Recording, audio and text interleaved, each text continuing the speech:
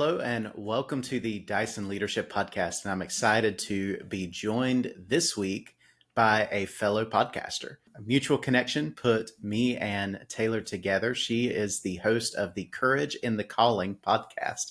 And I've had the opportunity to check that out and really enjoy the podcast and really enjoy some conversations I've got to have with Taylor about podcasting and some other topics, and asked her to join me here for an episode. So Taylor, why don't you go ahead and say hello to our podcast audience today? Hi, Nick. Thank you so much for having me today. I'm really excited about our conversation. I've really loved the opportunity to get to connect with you. And it's always great to get to connect with other podcasters too, to share ideas and talk through challenges and struggles and how we're navigating this new venture. So thanks so much for having me. Absolutely. So I know for us, if any of you have been a longtime listener of the podcast, you go all the way back to episode number 1 with my guest, Derek Dickens.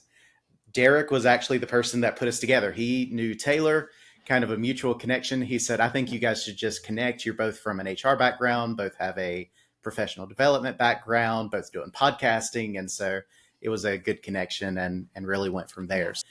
Taylor, before we dive into our topic, what we're going to be really sharing about today is about managing and navigating personal transitions. And that's something I know you're really focusing a lot on right now.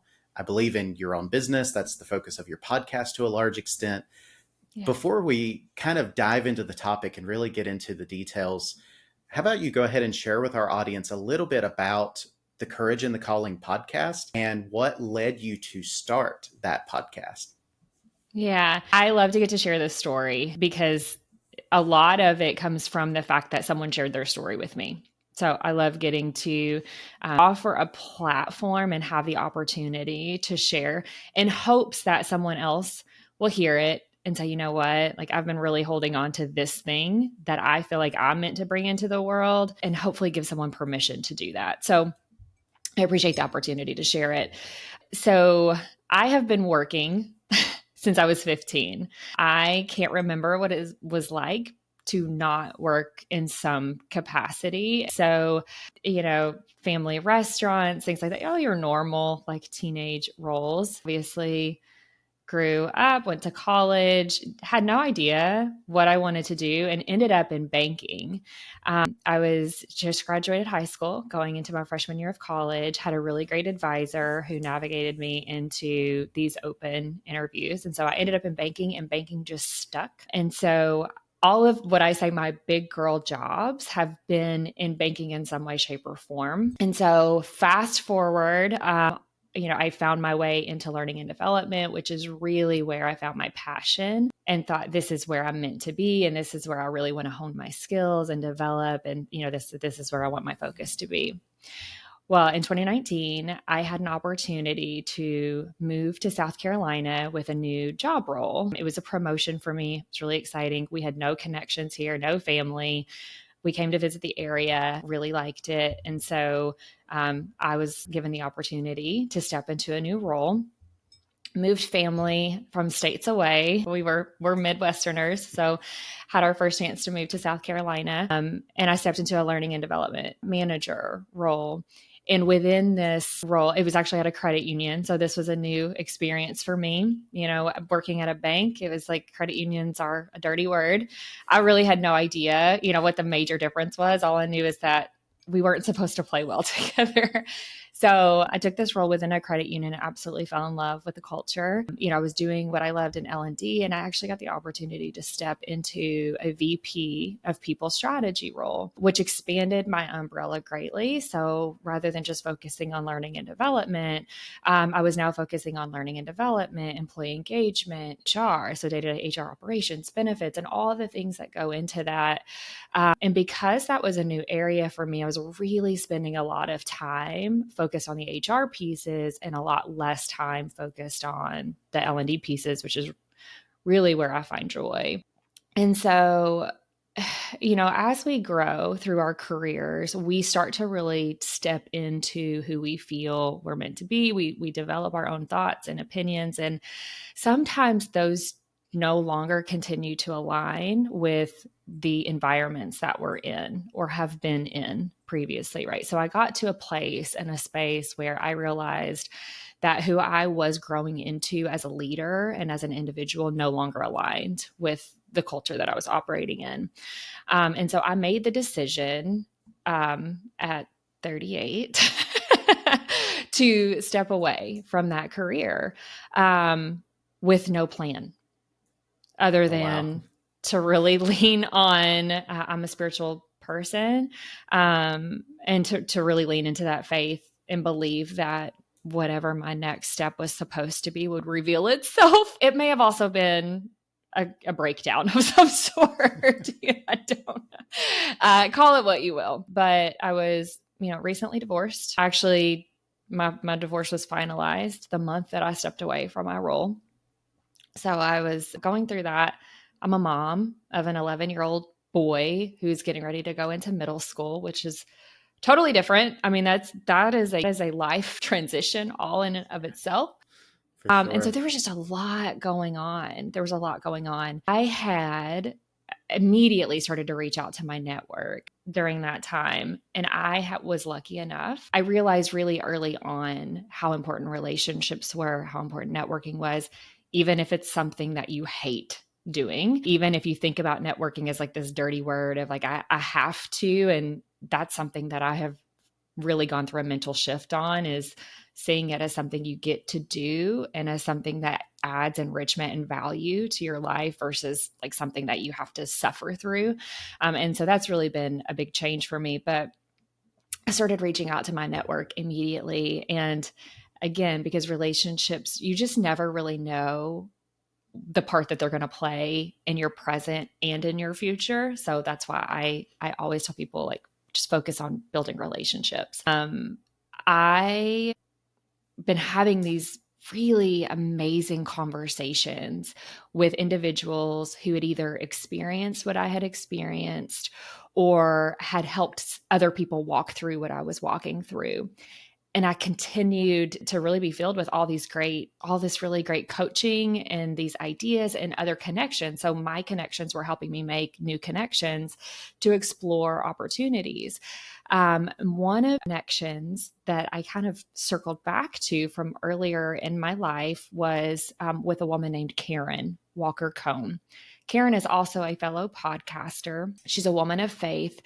We had been connected through another friend, a mutual friend. And so, it's just like all these spider webs, but in a totally different venture. And I remember like interacting with Karen. It was during COVID. We only ever connected virtually, through a phone call or something like that. But I remember feeling like she just had this really special spirit about her. She was always encouraging. She was always very wise, but we had lost contact, as often happens. So, there's kind of that playing in the background. In the meantime, I'm having these really great conversations. I'm getting this great advice on things to think about and things to do. And I started to question, how do people navigate these types of changes when they don't have these resources and these tools to lean into and rely on? And I thought, this is an opportunity to try and find a way to give back in some way, shape, or form. And so I didn't know what that was going to look like. A friend of mine and I, about a year earlier, had teased very briefly, like, we should start a podcast about that. It was just like a general in passing conversation. And that kind of came to the forefront. And I was like, you know what, like, I love podcasts. I'm a podcast listener, lots of different topics, but that tends to be where I go to either get information or to be entertained or whatever that is. And so I thought, and it's evergreen, right? So it lives out there forever if you want it to. And I thought that might be a really great channel. And so I actually started research on my own, like, what does it really take to start a podcast? And very quickly got overwhelmed. It's like, okay, people say it's easy. It is not easy. And so I was like, I immediately started to like back away, even though I knew that it was a calling on my heart and on my life. I was like, I'm meant to share this information in some way, shape, or form. I just don't, like, that seems super overwhelming and I don't even know where to start. Well, as I'm having that internal dialogue, Karen posts a story on Instagram, and I had a chance to have her on my podcast and share the story with her. But she posts on Instagram announcing that she's starting a podcast. And I was like, I had this like duality emotion of, that's so amazing. I'm super excited for her. Like, she's going to be so good at that. And she's about to live my dream. Like, she's about to walk out my calling. And on a whim, I sent her an Instagram message and said, hey, I saw that you're going to be starting a podcast. I feel like it is a calling for me. And here's my idea. Here's what I'm thinking. Would you be willing to just share where you are and like what you've been doing and how you're launching? And because she's amazing, and she believes in paying it forward as well, she was like, absolutely, I will share everything that I know and have learned with you thus far, and will support you in any way that I can support you. And really, That's that was great. the launch of Courage in the Calling. So again, just so much of it relies on relationships. Yeah. Absolutely.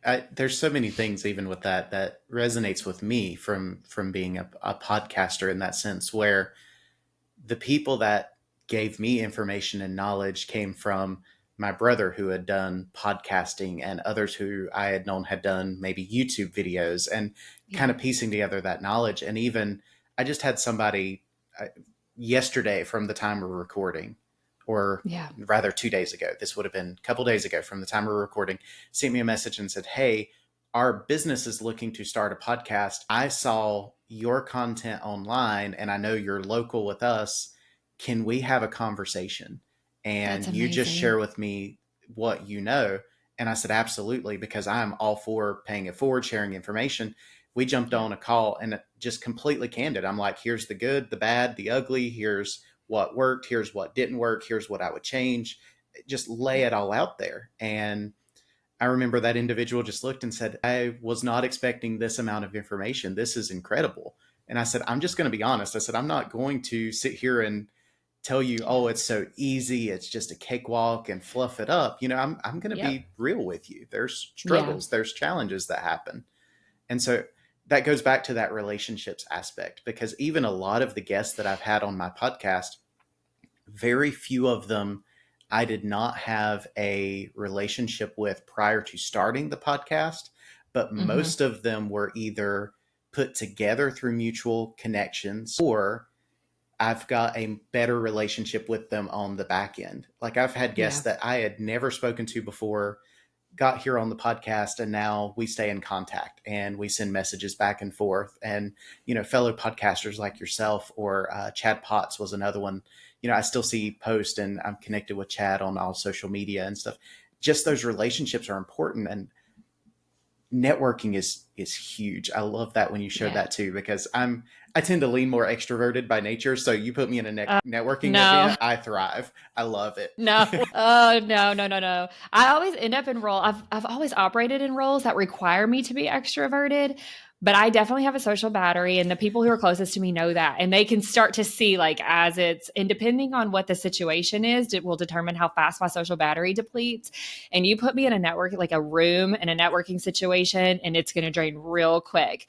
Now I've gotten better about that, right? Like, you learn what works for you and what doesn't. And I will tell you, what's made the most difference is being really intentional and asking quality questions over like the routine, like, so tell me about what you do, or tell me about you, asking those like really interesting, because I do love to form relationships, and Yeah. that's made all the difference, but it is not my safe space. Yeah. Better questions, more unique questions. And then also, one Yeah, approach that I often have is, what can I contribute to this person, rather that's than how amazing. can they help me? And so even our local Absolutely. chamber of commerce, they focus on Yeah. net giving, but there's that aspect of, instead of just networking, how can you help me? How can I help you?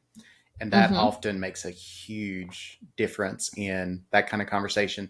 Even it throws me off when people do it to me, because most of the time I'm sitting there going, I don't want anything from you. I just want to get to know you and help you in Yeah. some ways. So Well, and that's the beauty of it, is there may not be anything today, but you don't know if there might be something a year from now. So I think absolutely. that's such a great approach. Yeah. Absolutely. So I loved hearing that story. There's so many things, like I said, I resonate with. That is amazing. So That's awesome. hearing your story and navigating those life challenges, and now you're having those conversations. And even for me, part of what prompted me to start this podcast was, I'm talking to leadership coaches and trainers and these executives of companies that have decades of leadership experience. They're giving me advice, giving me lessons. I'm reading, I'm listening to podcasts, I'm going to conferences, I'm networking with all these people. And I'm like, I should not just hold on to this information. I've got to Mm-hmm. share things or put out content out there too for other people Yeah. that's in my network. And so I definitely see that. From your perspective, I think probably one of the craziest things for the podcast audience is when you said that you left the role that you were in without a plan. And if you're like me, Yeah. I am a planner by nature. So that for me, that sends me into a panic just at the thought of that. Yeah. So Yeah. I wouldn't advise it. definitely. So how about share with our audience, maybe just some advice or thoughts on if they are facing a life transition, a career transition, something in their life that's going on. What are some things from your experience that you've now lived through? You've talked to other people that's gone through these different things. What are some things that you would recommend to them? Obviously, don't do it without a plan, maybe one of them, but That would what be are the first one. Yeah. what are some things that you would recommend to people in that instance? Yeah. I love getting to share this because part of what I wanted to do on my podcast was share the stories of others. Because one, everyone's journey looks so different, but the Absolutely. ultimate goal was to one, offer practical advice, or here's some things that you can do, but two, to hopefully help someone understand and realize they're not alone in it. And that was one of the things that I heard recurringly in my situation was, you're not alone. I either have gone through exactly what you've been through, or I help people every day walk through what you're walking through. You're not alone. And it can feel very isolating. And it can feel like you're the only one who's ever gone through this particular scenario. In a lot of ways, again, it's always going to be unique. There are always going to be nuances. But I do feel like in general, there are some commonalities and common threads when you're walking through change, right? So one, I would say be incredibly intentional in advance, if possible, of building your network and really leaning into valuable relationships in your life. So what I like to call it my personal board of directors. So just like many organizations have boards of directors, build out your board of directors and only allow individuals in who you trust to be completely honest with you, right? And we all have those friends outside who, like, if we just want to feel better, we know we can go to those people to just help us feel better. They're going to tell us whatever we want to hear because they love us. But then we really need those people who will be completely honest, good, bad, Absolutely. otherwise. All right. So definitely lean into those relationships, identify who you want on that personal board of directors, really advocating in your life and offering guidance on your life. I would say allow yourself to grieve. Whatever, if you have or are currently walking through a significant change, whether it's walking away from a relationship, walking away from a job, there is this time that you really need to let yourself grieve what was and all the good things about what came with that situation, right? So I'd built meaningful relationships at the employer that I was at. I loved the work. At one point in time, I really loved the work that I was doing, and I'd built a fantastic team. And my natural wiring is to jump right into what's next. Like, well, okay, looking ahead, let's look forward. What's next? What do I need to do? That's just kind of the drive in me. And someone shared that, like, hey, you really need to give yourself a break and grieve what was to allow space for what is to come. And so I would say definitely let yourself grieve and give yourself some grace, because every day is going to be different. They're going to be days that you wake up and you feel like you can conquer the world. You know, it feels fresh and it feels clean and it feels hopeful. And then there are days that you're going to wake up and you're going to think, what is happening in my life? Like, what am I doing? Yeah. And I remember there being days where my win was getting up, showering, and maybe like putting in a load of dishes, right? Or making one meaningful reach out or connection. Like that was my win for the day. And that's all I could muster. And I had to give myself grace to be okay with that. So grieve, give yourself grace, make sure that you're surrounding yourself with really meaningful really meaningful relationships. And then I would say start to create your new normal. So, you know, I got to a point where I would set a schedule for myself and I would say, okay, from 10 to 12 today, I'm going to apply for roles. And from 2 to 4 today, I'm going to make meaningful connections. I'm going to schedule some virtual coffee dates or in-person coffee dates, or I'm going to reach out to a friend that I haven't reached out to. Like you have to start to create a plan for yourself to feel like I did anyway, to feel like there's purpose, right? And to feel like you're accomplishing something, especially if you're someone who likes to check off boxes, which I am, to say, yep, did that thing. It did so much for my mental health. It really did. And focusing on your overall health is another thing, right? So I really leaned into my spiritual practice. I made sure I was reading my Bible every day. I spent time in prayer every day. I tried to get in some type of exercise, whether it was just like a walk out in the sunshine or if it was like a true workout. So really focusing on keeping my mind and my body healthy during that time. I did not want to become stagnant because it's so much more difficult, right, to get back into movement versus just staying in movement, staying in motion. Absolutely. Yeah. Absolutely.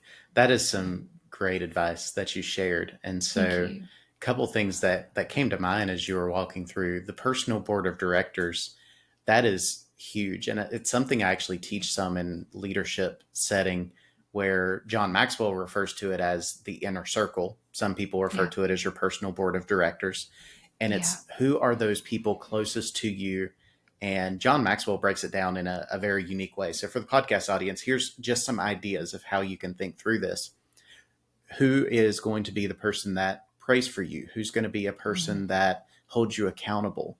Who's going to be a person that will encourage you when you're down? Who's going to be a person that can help you find new opportunities, ideas, or just help you network? You think of those types of people and you want to put yourself in the middle of that type of group of people. That's your board of directors. That's your inner circle, because they're going to lift you up. They're going to help you. They're going to encourage you. They're going to put you in contact with the right people. Maybe somebody you need to know. Maybe they can't help you, but they know somebody that can. And that is huge when you get that kind of thing.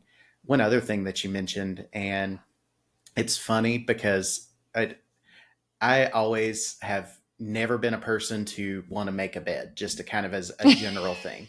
Funny general thing. My wife, on the other hand, is that has to be done, no question. And so I joked to her about it. I'm like, oh yeah, there was Admiral McRaven. He did a famous commencement speech at the University of Texas. And then it turned into a book, and it's just called Make Your Bed. And I was telling her about it as a joke, but the concept that he teaches is funny.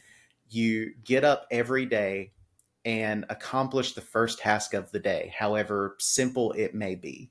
If that's making your bed, if that's something like you mentioned, putting a load of dishes in, something that's so simple, so basic, but that may be your win to start the day. That leads into a second win, that leads into a third, and progresses from there. It's that check that first box, and the next boxes after that get easier. And so absolutely. For podcast audience, you guys listening, if you are looking at something and trying to figure out where to get started, start small and work up from there. I think even of James Clear's book, Atomic Habits, he talks about breaking it down to its most basic things. I always use the reference he talks about in the book of a runner. Somebody wants to get into running. Well, it may not be that you go out and run a mile. It may be that you get up and put the shoes on.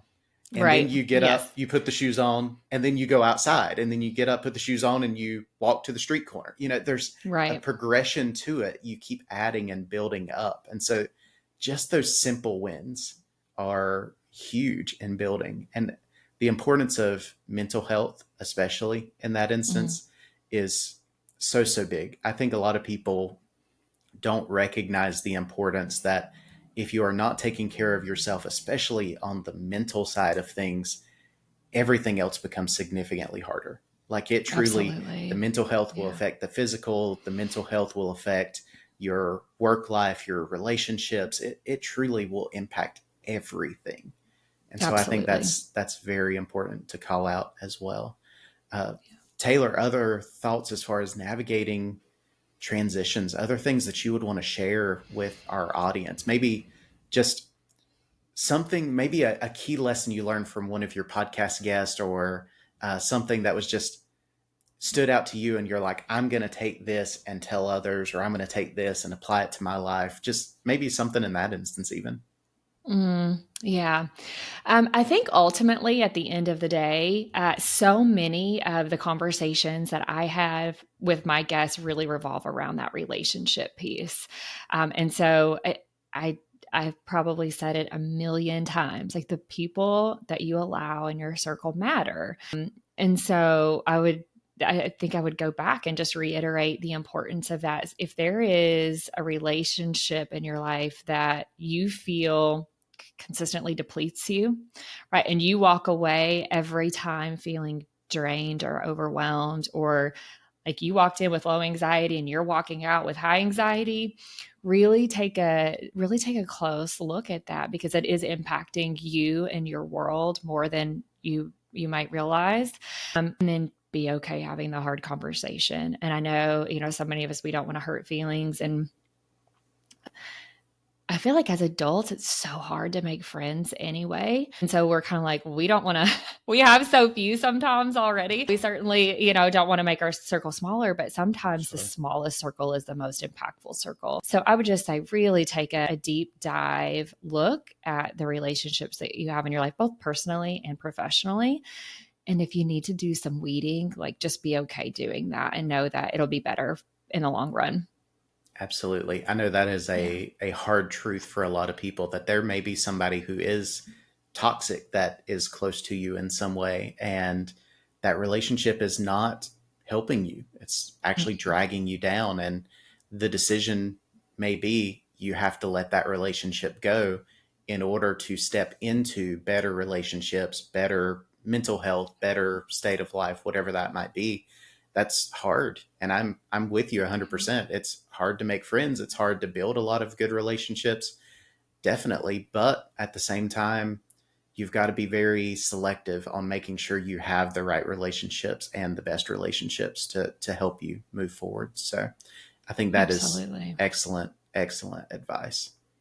Well, yeah, there's that concept of like everything that you're saying no to is saying yes to something else. And absolutely. it's the same for your relationships too. Yeah. The saying no to time is saying yes to time with someone else. Kind of, yeah. Yeah, absolutely. That's a great way of looking at it, because ultimately you think, I say no to going out with friends. That's saying yes to spending time with family. That's probably a pretty Yes. easy comparison. Yep. I Absolutely. say no to this person over here. I can say yes to a new business opportunity that may lead to a new Exactly. job in some way. There's trade-offs in everything. Yep. So it's definitely a Absolutely. great way of looking at it. Taylor, we are coming up towards the end of our time, so I don't want to let you get away before I ask you a couple wrap up questions as we kind of Yeah. finish out our podcast.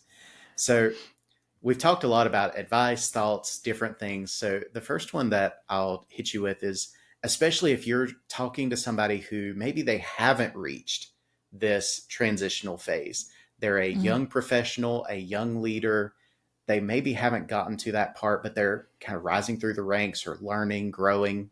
We're tying back into your training and development days. What's maybe Yeah. one key point of advice you would tell that individual early in their career? Mm-hmm. I think my advice is really own it. You own your career and you own your development. Do not rely on someone else to create opportunities for you. However, building your board of directors early will ensure that those around you are happily creating those opportunities. So I would say take ownership in that.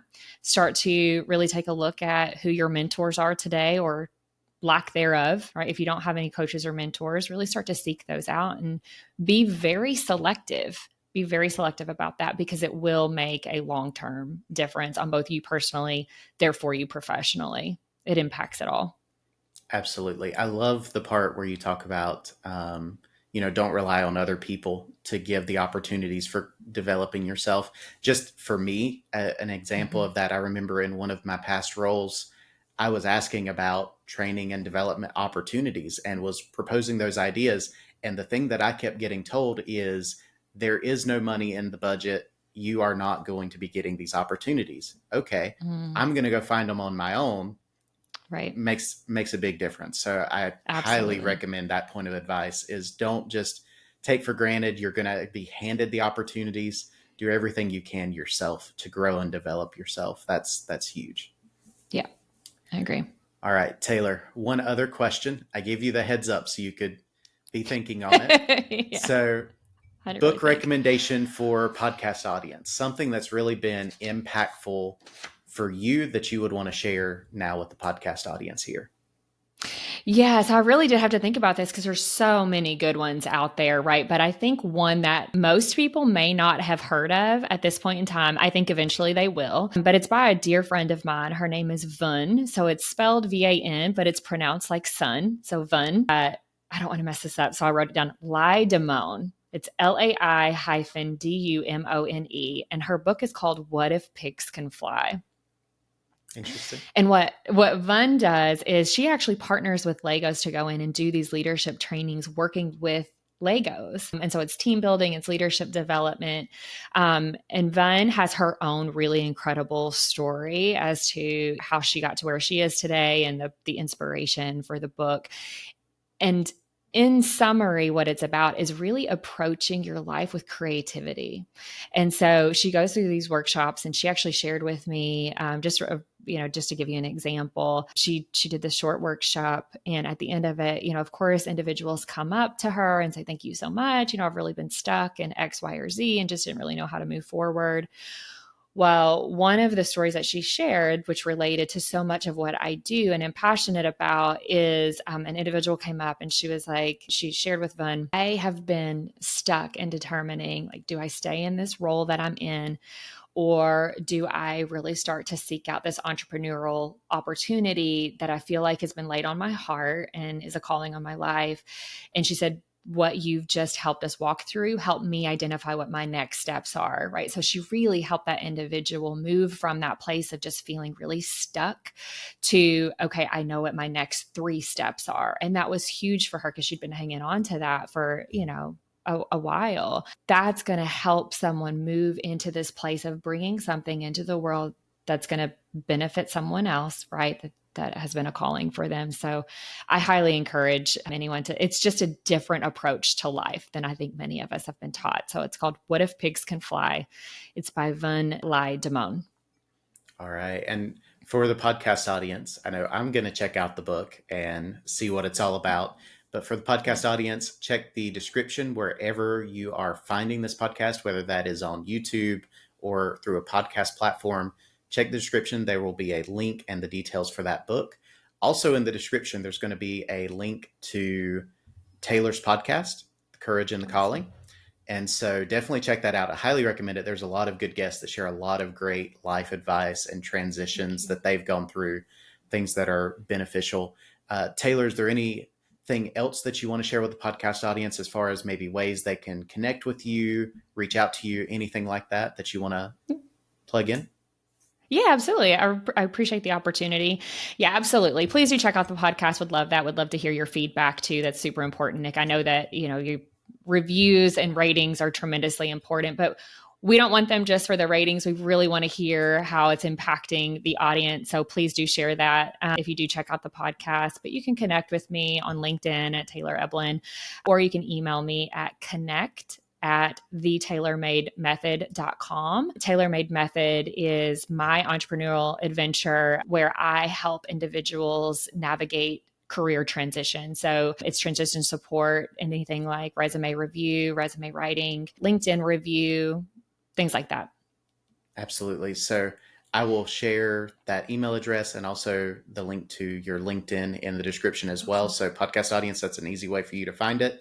Just go check the description. It's down there. Taylor, I just want to say thank you for being on the podcast. I've enjoyed having you on, getting to chat with you again, and definitely look forward to staying connected in the future with you. And I look forward to seeing more Courage in the Calling coming soon. So I know hopefully some of my podcast audience will transition over and maybe pick up yours as well. And I've just really enjoyed it. This has been a great time just to sit here and chat with you today. Thank you so much, Nick. I really appreciate the opportunity. And I would love to share some additional connections. It's been great getting to know you, and I look forward to the relationship.